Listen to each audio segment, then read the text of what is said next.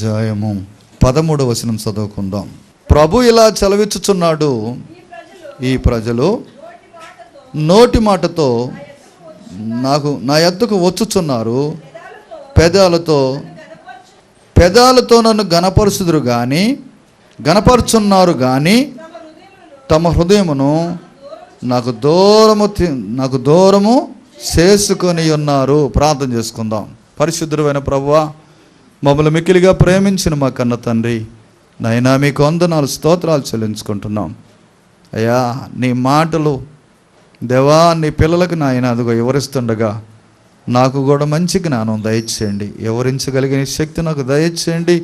నీ పిల్లలు విని నీ వైపు తిరిగేటట్టుగా చేయమని యేసయ్య నామాన్ని బట్టి అడిగి వేడుకుంటున్నాను తండ్రి, ఆమేన్.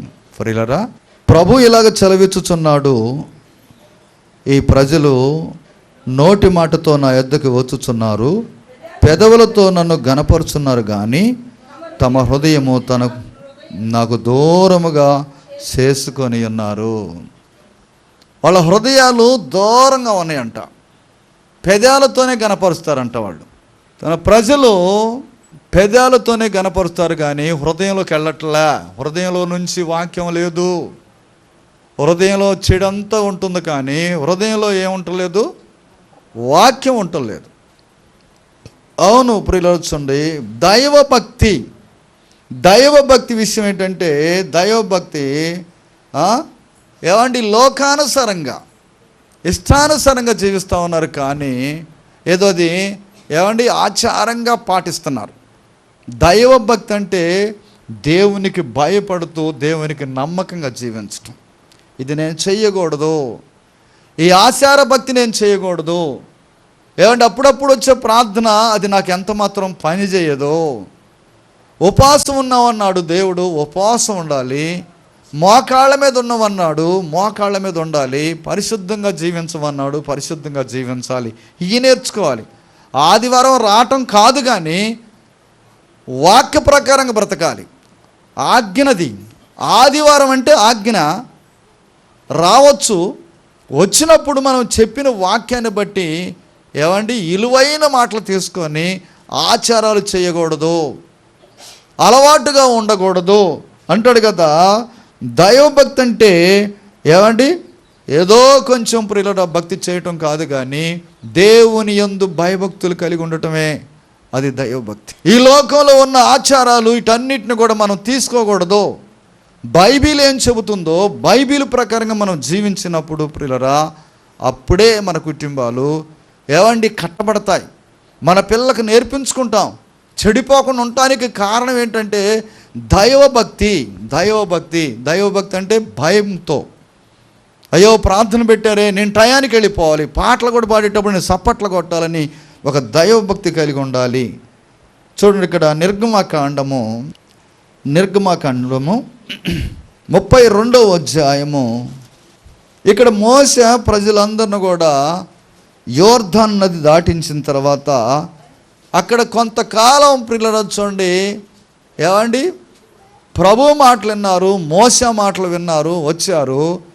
ప్రభు ఏం చేశాడంటే కొండ మీదకి పిలుచుకున్నాడు. మోసే 10 ఆజ్ఞ ఫలకలు ఇస్తాను ఇశ్రాయేలు ప్రజలకి అని కొండ మీదకి ఏమండి మోసేని పిలుచుకున్నాడు. 40 రోజులు 40 దినాలు 40 రాత్రులు 40 పగళ్ళు 40 రాత్రులు నాతో ఉండాలి, ఈ ప్రజలకి ఆజ్ఞలు 10 ఆజ్ఞలు ఇస్తానని చెప్పి పిలిచిన తర్వాత మోసే వెళ్ళిపోయాడు. మోసే వెళ్ళిపోయిన తర్వాత అక్కడ వాళ్ళు అన్నారు కదా, మోసే ఏమైపోయాడో, మోసే మాకు తెలియట్లేదు, మోసే చచ్చిపోయాడేమో, ఎక్కడికి వెళ్ళాడో మాకు తెలియదు కానీ మోసేక లేడు, మేము నడిపించడానికి మాకు మోసే లేడు. హారోను, మోసే అన్నని పిలిచి అంటున్నారు కదా, హారోను మా దగ్గరకు వచ్చేయి, మాకున్న చెవులకి మాకున్న ముక్కులకి మాకున్న మెడలో ఉన్న బంగారం మీకు ఇస్తాము, ఈ బంగారాన్ని కరగదీసి ఒక దూడను చేయండి, ఆ దూడ మేము దానికి సాగిల పడతాం. దేవుణ్ణి వదిలిపెట్టారండి ఇశ్రాయేలు ప్రజల్ని. ఇశ్రాయేలు ప్రజలు దేవుణ్ణి వదిలిపెట్టి ఇష్టానుసారంగా జీవించడానికి ప్రయత్నం చేస్తున్నారు. సేవకుడు లేకపోతే చెప్పండి, సేవకుడు మీకు వాక్యం చెప్పకపోతే 10 వారాలు చెప్పలేదనుకో అంతా ఆరిపోయి ఉంటారు. అందుకనే వారానికి 3 సార్లు చెప్తున్నా కానీ మనసుల్లో హృదయాలు చెప్పండి వాక్యం లేకుండా పోతా ఉన్నది. వారానికి 3 సార్లు చెప్తున్నా కానీ వాక్యంలో హృదయం లేకపోవటం అంటే ఇంకా ఎంత బస్తత్వంగా జీవిస్తున్నాం మనం. అయితే ఆనాడు 3 అంటే 40 రాత్రులు 40 పగళ్ళు మోసే కొండ మీద ఉన్నప్పుడు అంటున్నాడు కదా, వాళ్ళందరూ అంటున్నారు కదా ఆరోను దగ్గరికి వెళ్ళి మాకు ఇచ్చిన బంగారము ముక్కులకి చెవులకి సమస్తం ఇచ్చిన వాటన్నిటిని కూడా ఒక దూడని చేసి దానికి మేము పూజిస్తాం. ఏమండి ఎలాగ మారిపోయారు చెప్పండి. అక్కడ అంటాడు కదా 1 నుంచి చదువుకుందాం. మోసే కొండ తడువు చేట ప్రజలు చూచినప్పుడు ఆ ప్రజలు ఆరోహణ వద్దకు కూడి వచ్చి లెమ్ము మేమందరము నడుచుటకు ఒక దేవతను మా కొరకు చేయము, ఐగుప్తులో నుండి మమ్మల్ని రప్పించిన మోసే అనువాడు ఏమైనో మాకు తెలియదని అతనితో చెప్పిరి. ఏమైపోయాడో మోసేమో దేవుడు పిలుచుకున్నాడు. మోసేమో 10 ఆజ్ఞల అమ్మ మనసు ఇక్కడ పెట్టండి అమ్మ కొంచెం ఇక్కడ చూడండి. నాకు వెళ్ళి ప్రభు దగ్గరికి వెళ్ళాడు. 10 ఆజ్ఞల పలకలు తీసుకొని రావటానికి వెళ్ళిన తర్వాత ఏమండి వీళ్ళందరూ ఏమంటున్నారు, మోసే ఏమైపోయాడో మాకు తెలియదు కాబట్టి ఆ మోసే ఎక్కడమయ్యాడో ఏమైపోయాడో మాకు తెలియదు కాబట్టి ఒక దూడ కావాలి. ఏమండి దూడలనా?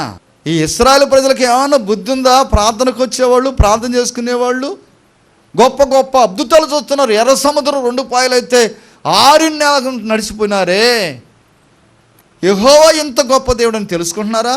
ఎవరు కావాలంటే ఇప్పుడు మోసే లేడు, మోసే కొండ మీదకి వెళ్ళాడేమో, తిరిగి వచ్చిందాక ప్రార్థన చేయవలసిన వాడు.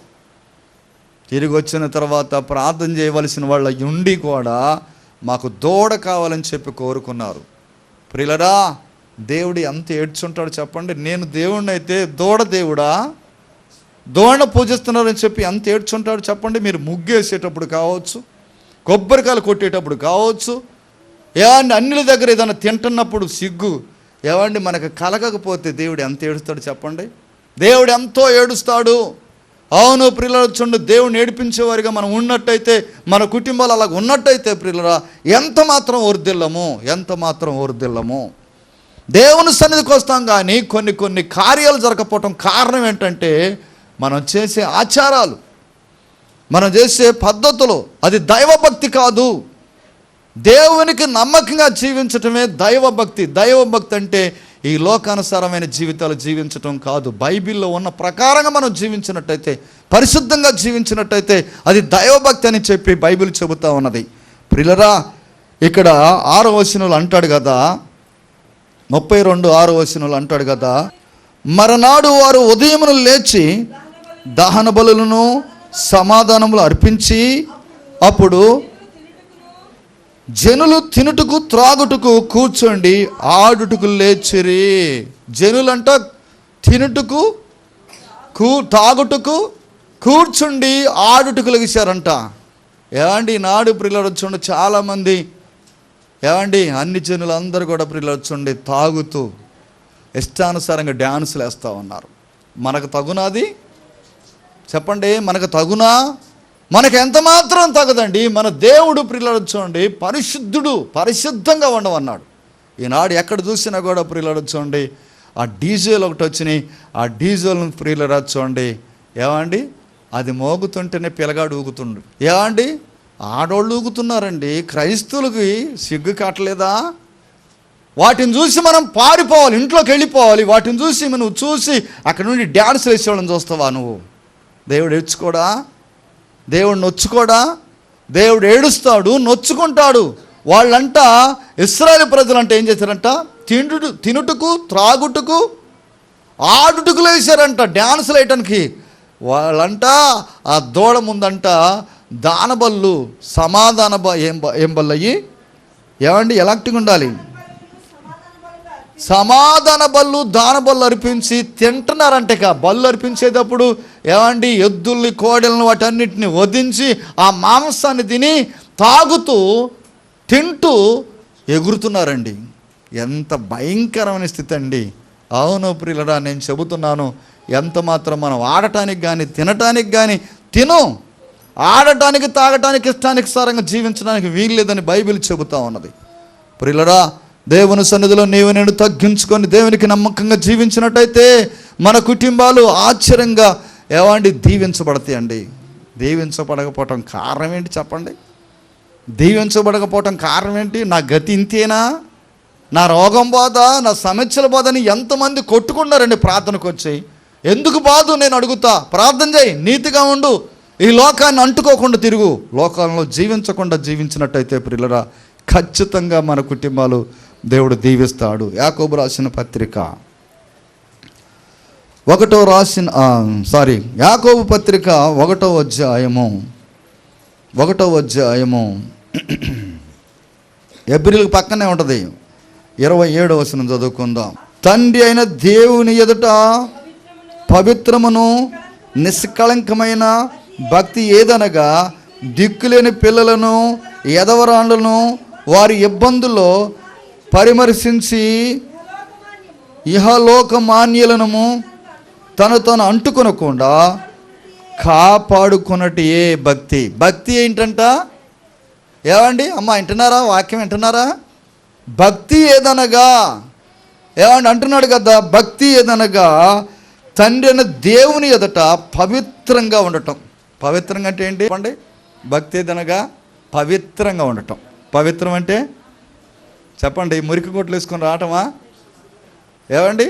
మురికి గుడ్లు వేసుకొని రావటమా? కాదు కదా. భక్తి ఏదనగా మన కళ్ళు పవిత్రంగా ఉండాలి, మన చేతులు పవిత్రంగా ఉండాలి, మన కాళ్ళు పవిత్రంగా ఉండాలి, మన దేహం అంతా కూడా పవిత్రం. చాలామంది సిగరెట్లు తాగుతారు, సుట్టలు తాగుతారు, చాలామంది గుటకాలు తింటారు, పువ్వుకు తమ్ములు నవ్వులుతూ ఉంటారు. అది పవిత్రమా చెప్పండి? అది పవిత్రమా? అది ఎంత మాత్రం పవిత్రం కాదు. దేవునికి మనం నమ్మకంగా జీవించడం, ప్రియులారా, పవిత్రంగా బ్రతకటం, అది దేవుని ఉద్దేశం. మనం అన్నీ చేసుకుంటే ఇక్కడికి వస్తే మన ప్రార్థన ఆలకిస్తాడా? ఎంత మాత్రం ఆలకించడు. పవిత్రంగా ఉండుటే అంటున్నాడు. తర్వాత ఏమన్నాడు? నిష్కళంకమైన భక్తి. నిష్కళంకమైన భక్తి అంటే ఏ నింద ఏది కూడా నీ మీద ఉండకూడదు. నిష్కళంకమైన భక్తి, మంచి భక్తి. మంచి భక్తి. ఒక మడి కట్టుకోవటం, పొద్దున్నే సన్నీళ్ళలో స్నానం చేయటం, తల స్నానం చేయటం, మంచి బట్టలు వేసుకోవటం, అది భక్త్యా? నిష్కళంకమైన భక్తి అంటే మన హృదయంలో ఏ చెడు ఉండటానికి వీలు లేదు. నీ మీద నింద ఉండకూడదు. ఫలానా అమ్మాయి ప్రార్థనకి వెళుతుంది, అనే లెక్కలు మనకు ఉండకూడదు. అంత నిష్కళంకమైన భక్తి చేయాలి. తర్వాత ఏమంటున్నాడు? చదవమ్మా. తర్వాత ఏమన్నాడు? భక్తి ఏదనగా దిక్కులేని పిల్లలను ఎదవరాలను కూడా మనం పట్టించుకోవాలంట. ఎవరినంట? దిక్కులేని పిల్లలంటే తల్లిదండ్రులు లేని పిల్లలే. అమ్మగారు అప్పుడప్పుడు ఏం చేద్దంటే, ఆ బాయమ్మగారు మనవడు ఉన్నాడే, వాడికి తల్లిదండ్రులు లేరు. ఇప్పుడు వాడు బాగా వయసు వచ్చి తిరుగుతున్నాడు, ఇష్టానుసారంగా తిరుగుతున్నాడు. ఆ పిల్లలకి ప్రియులు ప్రతి ఏటా 2 సంవత్సరాలు బట్టి ఏమో తీసుకోవట్లేదు అనుకుంటా. 2 సంవత్సరాలైనా బట్టలు తీసుకోవట్లే. వాడికి ఎప్పుడు కూడా ఒక ప్యాంటు సొక్కా తీసుకునేవాళ్ళం. దిక్కులేని పిల్లలకి మన భక్తి ఎలాగ ఉండాలంటే అందరికి చేయటం కాదు భక్తి. దాన ధర్మం చేయదగిన వాళ్ళకి చేయాలి, అందరికి చేయకూడదు. కొంతమంది కాలు ఇరిగినట్టుగా నటిస్తుంటారు. వాళ్ళు తర్వాత కాలు చెప్పండి బాగానే నడిచిపోతుంటాడు. అంటే ఏంటి? మనల్ని మోసం చేస్తుంటాడు. వాడు అడుక్కోవటం కోసం, వాడు కడుపు కోసం ఎన్నెన్నో. మేము ట్రైన్లో మీటింగ్స్కి వెళ్తామంటే ఈ కాలు లేనోడు అలాగని మడుచుకొని అంతా ఊడ్చుకొని చేయి చాపుతుండు, ఊడుతుండు. రైలు బండిలోకి రావాలంటే వాడు ఊడుతుండు. ఆ పెట్లు మొత్తం ఊడ్చుకుంటూ వస్తా ఉన్నాడు. ఊడ్చుకుంటా ఒక బెంచ్ దగ్గరకు వచ్చేసరికి ఏమండి అంటాడు. మళ్ళీ ఈడ్చుకుంటూ పోతున్నాడు. ఈ పెట్లు ఎవరు వెయ్యకపోయేసరికి ఒకళ్ళిద్దరు వేశారు, అందరు వేయలేదు. తర్వాత ముందుకు వెళ్ళిన తర్వాత లేచి, అరే చక్కగా ఊరు బలేగా నడుతున్నాడు వీడు కుంటోళ్ళలాగా. అలాంటి వాళ్ళకి కాదు మనం చేయాల్సింది. మన ఎదట కనపడుతూ ఉంటారు కొంతమంది దిక్కులేని పిల్లలు, ఎదవరాలు.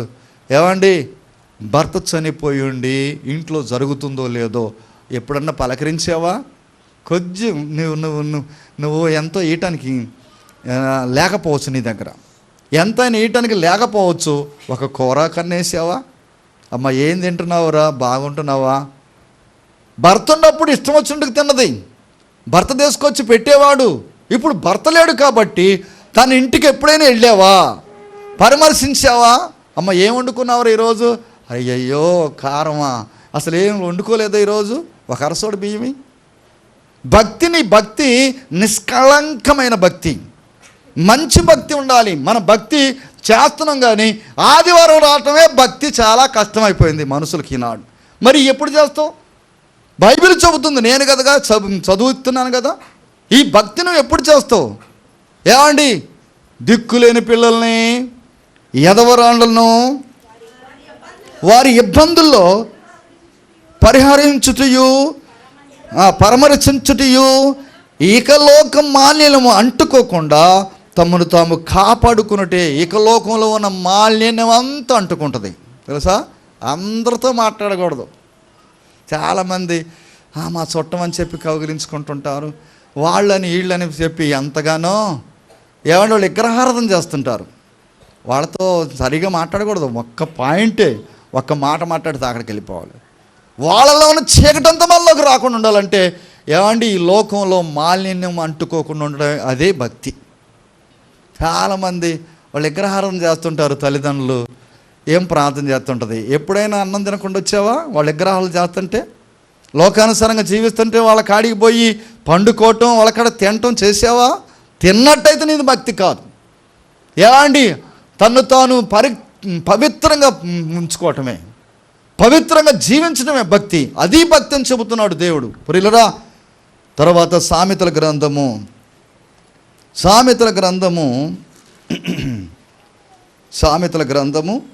16వ అధ్యాయము 6వ వచనం చదువుకుందాం. ఎలాక్ట్గా ఉండలేదు మీరు. కృపా సత్యముల వలన దోషము ప్రాయశ్చిత్తము కలుగజేయును, యెహోవా యందు భయభక్తులు కలిగి ఉండుట మనుషులకు చెడుతనము నుండి తొలగిపోను. కృపా ఏమంటున్నాడు ఇక్కడ? కృపా సత్యం వలన. కృపతో దేవుడు నిన్ను కృపతో దీవిస్తున్నప్పుడు సత్యంగా బ్రతకాలంట. సత్యం చెప్పాలి. ఏమో డబ్బులు ఉన్నాయా అన్నాను అనుకో, లేవు అయ్యగారు, వామ్మో ఇది అడగటానికి వచ్చిండు. దాన్ని ఏమంటారమ్మా?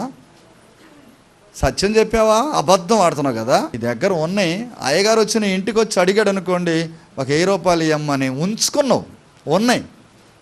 ఉన్నాయి కానీ నువ్వు ఏమంటున్నావు అంటే, నువ్వు నీ ఏ భక్తి నీది? అబద్ధ భక్తి. నీ దగ్గర ఉన్నాయి, అయ్యా నిజంగా నీకు అవసరం ఉంటే నాకు ఈ అవసరం ఉందా, ఇవ్వలేకపోతున్నానని. చాలామంది ఉన్నాయి వాటిని ఏం చేస్తున్నారు? అదే కాదు, ఇంకెన్నో ఉండే అబద్ధాలు,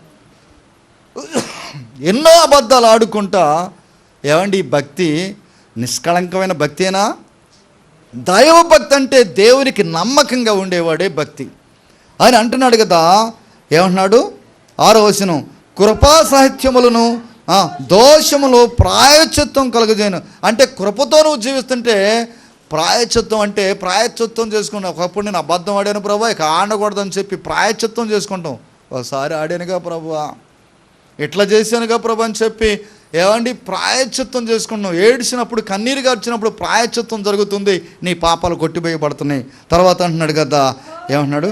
యెహోవా యందు భయభక్తులు కలిగి ఉండటం వలన మనుషులు చెడుతనము నుండి తొలగిపోను. చెడుతనములో నుండి తొలగిపోతారంట. మంచితనం వచ్చిందంట కుటుంబంలోకి. ఎన్ని అబద్ధాలు ఆడావు, ఎన్ని మోసాలు చేసావు.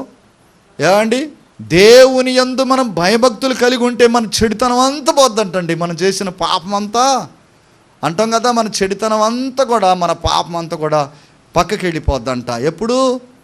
నువ్వు ప్రాయశ్చిత్తం చేసుకున్నప్పుడు, దేవుని యందు భయభక్తులు కలిగి ఉన్నప్పుడు. ఏమండి, భయం ఉందా మనకి? భక్తి చేస్తున్నాం, ప్రార్థనకు వస్తున్నాం, భక్తి చేస్తున్నాం, కానీ అందరూ భక్తి చేస్తున్నారు కానీ భయమో, ఇది తినకూడదు, అక్కడికి వెళ్ళకూడదు, దాన్ని చూడకూడదు. క్రైస్తవుడికి లక్షణ వాళ్ళు, ఆ లక్షణాలు ఎలాగ ఉండాలంటే నమ్మకమైన భక్తి, నిష్కళంకమైన భక్తి. ఏమండి, దైవభక్తి చేసేవాళ్ళు చాలా జాగ్రత్తగా ఉండాలి. ఏమండి, చేస్తున్నావా దైవభక్తి? ప్రార్థన చేస్తున్నావు కానీ నిజమైన భక్తి చేస్తున్నావా? ఏదో వచ్చిపోయే భక్తి చేస్తున్నావు.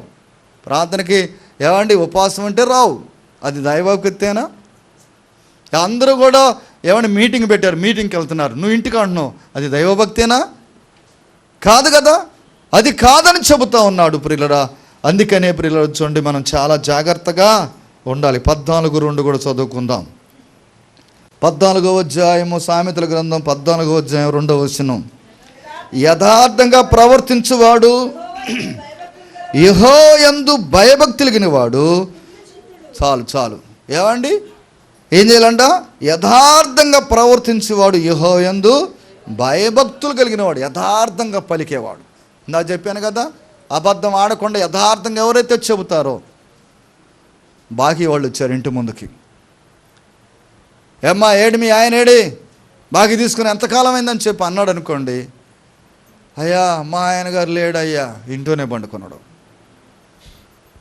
ఎక్కడున్నాడు మీ భర్త చెప్పండి? అది యథార్థమా? నువ్వు మోసాలు చేస్తున్నావు కదా. పనికి వెళ్ళిన కాడ ఏమండి, పనికి వెళ్ళిన కాడ మనం యథార్థంగా చేస్తామా పని? చెప్పాలి, న్యాయం చెప్పాలి. మనం అంతా భక్తి చేస్తున్నాం, మనం పనికి వెళ్ళిన కాడ కాంట్రాక్ట్ పని ఎలాగుంటుంది, కూలి పని ఎలాగుంటుంది చెప్పండి? కొంతమంది ఒక ఆమె మొన్న అంటుంది గురించి చెబుతున్నా నేను, ప్రార్థనకు రాని వాళ్ళ గురించి నేను చెప్పట్లా. ప్రార్థన చేసి దేవునికి నమ్మకంగా ఏమండి యథార్థంగా జీవించేవాడు. ఏ పని అయితే ఎక్కడ చేస్తావో అలాగనే చెయ్యి. మనం ఇళ్లల్లో పిల్లలు చూడండి, దయచేసి మనకి ఇంకా ఇళ్లల్లో పని చేసేం లేదు, కొంతమంది లేరు. వాళ్ళ దగ్గర ఏదన్నా పిల్లలు చూడండి పనిముట్లు, ఏమండి గొలుసులు కావచ్చు, సేవల దిద్దులు కావచ్చు. నేను వింటున్నా చాలామంది, ఇక్కడ కాదులేండి, హైదరాబాద్ ఆ పట్టణాల్లో పిల్లలు చూడండి పెట్టి వాళ్ళు స్నానానికి వెళితే అవి తీసుకుని వస్తారంట కడుక్కొని. ఏమండి పోయినా కూడా దోలడిచ్చి ఏమండి వాళ్ళని నమ్మించాలి. ప్రభు నిజమైన దేవుడు అని చెప్పి వాటి కోసం ఆశపడకూడదు. దైవభక్తి, నిజమైన భక్తి, నిష్కళంకమైన భక్తి ఏదనగా యథార్థంగా ఉండటమే. దేవుని యందు భయభక్తులు కలిగి ఉండటానికి. ఎప్పుడైనా కోపు చూపుతున్నావా, కోపిస్తున్నావా? నేను యథార్థంగా ఉండాలి, నేను చచ్చిపోయిన దాకా యథార్థంగా బ్రతకాలి. అప్పుడు చూస్తుంటారండి, ఈ అమ్మాయి యథార్థమంతురాలండి, నమ్మకం ఏంటండి, అన్నీ చేస్తుందండి. మా పని కొద్దిగా ఏమండి ఇంకొకరు కల్పించి కూడా పని చేస్తుందండి, మాకు నిజమైన దేవుని గురించి చెబుతుందండి. ఉన్నారా?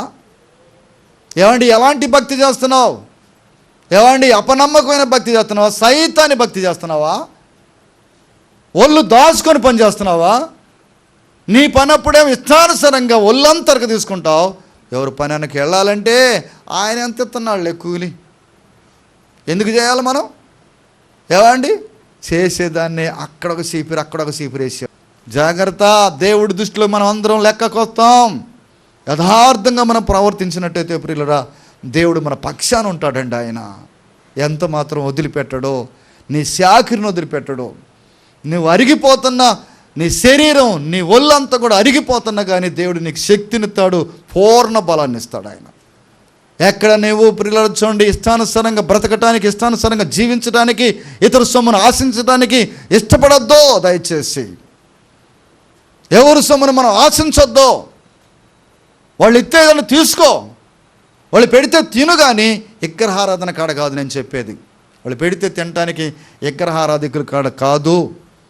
మనం దూరంగా ఉండాలి వాటి కోసం. మనం పని చేసుకొని మన డబ్బులు తీసుకొని ఎక్కడికి వచ్చేలాగా ఉండాలి, కానీ వాళ్ళ కాడ అది పడితే అది, ఇది పడితే అది తినటానికి వీలు లేదో. పరిశుద్ధంగా బ్రతకటమే క్రైస్తవుల లక్షణం. అలాంటి వాళ్ళే కోరుకుంటున్నాడు దేవుడు, అట్టి వారినే కోరుకుంటున్నాడు. పేతురు పత్రిక నేను ముగించబోతా ఉన్నాను. పేతురు పత్రిక 2 పేతురు రాసిన పత్రిక 1వ అధ్యాయము 2వ వచనం చదువుకుందాం. తన మహిమను బట్టి గుణాతిశయమును బట్టి మనల్ని పిలిచిన వారిని గురించి అనుభవ జ్ఞానము గలవముగా ఆయన దైవభక్తి, దైవశక్తి, జీవముకును ఏమండి దైవశక్తి జీవమునకును భక్తికిని కావలసిన వాటన్నిటినీ మనకు దయచేసి ఉన్నందున ప్రియులారా చూడండి, దైవ భక్తి విషయంలో మనకు చాలా దయచేతనంట. మనం కొద్దిగా ముందుకు పోతుంటే ఇంకొకరు నేర్పుతారంట ఆయన. ఏమండి ఎలాగున్నావు? నువ్వు ఇంకా అబద్ధాలు ఆడి మోసాలు చేసినట్టయితే ప్రియులారా, సైతాన్ని నిన్ను ఇంకా మోసాలకు తీసుకొని పోతాడు. యథార్థంగా బ్రతకాలంటే నిన్ను ఇంకా ముందుకు నెడతాడంట ఆయన. ఏమండి ఎలాగుండాలి? మనం దైవభక్తి కలిగి ఆ శక్తిని సంపాదించుకోవాలి. ఆ శక్తి కావాలి నాకు. దైవభక్తి విషయంలో శక్తిని సంపాదించుకోవాలి అంటే చాలా నిష్ఠగా ఉండాలండి. దైవభక్తి అనగా ప్రియులారా చూడండి, చాలా జాగ్రత్తగా ఉండాలి. ఎంతమంది నాడు ఆయన శక్తిని పొందుకుంటున్నారు.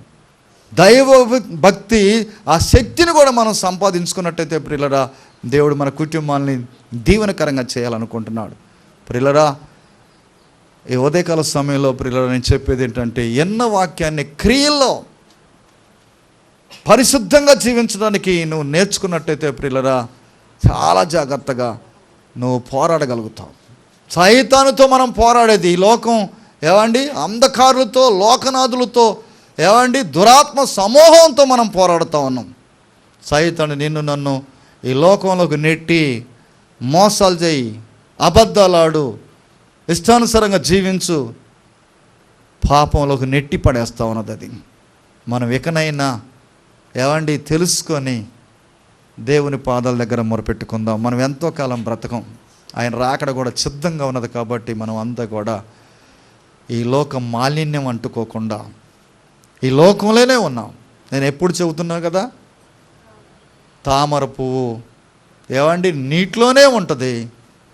ఆ తామరాకు నీటిలోనే ఉంటుంది. ఆ నీటి పొట్టు తామరాకులోకి అంటనేయదు. ఎందుకని? మనం గుడ్డ నీళ్ళలో వేసామనుకో ఏమైద్ది? ఇమికిద్ది, నీళ్ళు ఇమికించుకుంటుంది, లాక్కుంటుంది. మరి తామరాకు అన్ని ఆకులు దాన్ని ఆకర్షించబడితే కానీ ఈ ఆకు ఎందుకని అంటుకునేదో? అది పాదరసంలాగా డొల్లుతూ ఉంటుంది, అవసరమైతే కిందికి పడతా ఉంటుంది. అందుకోసం ప్రియులారా, మనం తామరాకులో నీటి బొట్టి ఎలాగ అంటుకోకుండా ఉందో అలాగ మనం ఈ లోకంలో దేన్ని అంటుకోవటానికి వీల్లేదు. ఎవరన్నా దాన్ని ఎత్తానంటే అడ్డగోరుగా తీసుకోవటానికి వీల్లేదు. అయ్యా నాకున్నాయ్యా. యూట్యూబ్ చూడండి, ఒక ముసలమ్మ ప్రియులారా చూడండి, ఒకడు అన్నిడు వచ్చి ఏమండి ఏదన్నా ఇవ్వబోయేసరికి నాకు వద్దు, అల్లెలయ్యాను ఏదో అంటాడు, గోయిందనం అంటాడు. గోయిందను నీకు 100 200 ఇస్తారంటే, నా ప్రభు మంచి దేవుడయ్యా, నేను ఆ మాట అన్నాయ్యా, నువ్వు డబ్బులు ఇవ్వకపోయినా బాధలేదయ్యా అంటది. ప్రియులారా, మనం అలాగా వాటి కోసం గుర్తుపట్టడానికి వీల్లేదు. నీ ముందు లక్షలు పెట్టినా కానీ, నీ ముందు బంగారం ఉన్నా కానీ అంటుకోవటానికి వీలు లేదు. అదండి దైవభక్తి. నీకు కావాలంటే ఇస్తాడు. ప్రభు నాకు ఇది లేదు ప్రభు అంటే అడుగుడి ఇత్తడంట ఆయన. ఇచ్చే దేవుడు ఆయన. మనం అడగకుండా కష్టపడకుండా ఏమండి మనం అన్నిటిని ఆశించడానికి వీలు లేదు. కాబట్టి దేవునికి నమ్మకంగా ఉందాం, దేవుని సన్నిధిలో యథార్థంగా బ్రతుకుదాం. దైవభక్తి విషయంలో ఏదో ఆచారంగా భక్తి చేయటం కాదు. నేను వెళ్ళాను ప్రార్థనకి, నేను ఈ నేర్చుకోవాలని ఖచ్చితంగా ఉన్నట్టయితే ప్రియులారా, నీ కుటుంబం దీవించబడిద్ది, ఎప్పటికైనా దీవించబడిద్ది. ఇప్పుడు కాకపోయినా నీ పిల్లలకైనా దీవెన వచ్చుద్దా? దీవెన నీ పిల్లలకు రావాలంటే, నీకు రావాలంటే, నీ భర్త మారాలంటే నువ్వు ఖచ్చితంగా ప్రార్థన చేసుకుందాం.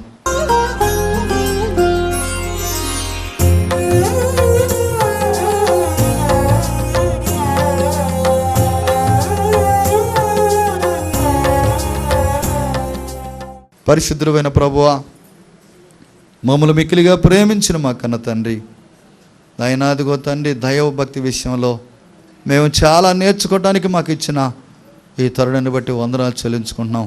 దైవభక్తి విషయంలో ప్రభువా, నాయనా అదిగో తండ్రి, ఈ లోకంలో మాలిన్యం అంటుకోకుండా తను కాపాడుకోవటమని చెప్పావు అయ్యా.